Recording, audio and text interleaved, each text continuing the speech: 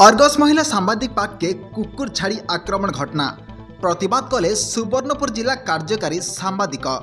BJD पूर्वतन मंत्री रघुनंदन दास गलाकाल महिला सांबादिक उपरे कुकुर छाड़ी आक्रमण करथिले। ई आक्रमण घटनार प्रतिवाद स्वरूप आज जिलापाल जरिया ने मुख्यमंत्री के गोटे स्मारक पत्र प्रदान कराइछे।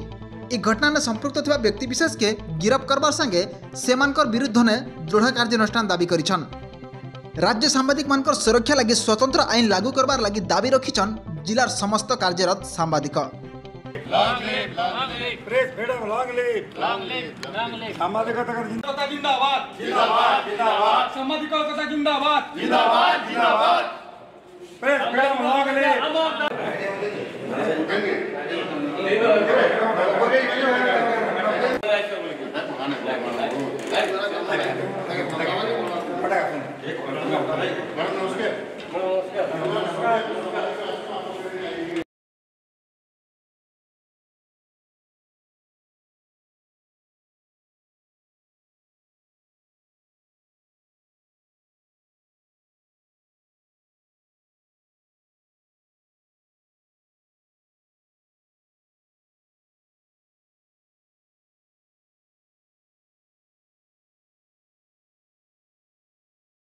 निश्चित भाव में आपण मैंने जानी गला काली भुवनेश्वर जड़े कर्तव्यरत सांबादिक सेटा भी जड़े महिला सांबादिक को जेन प्रकार आक्रमण कराला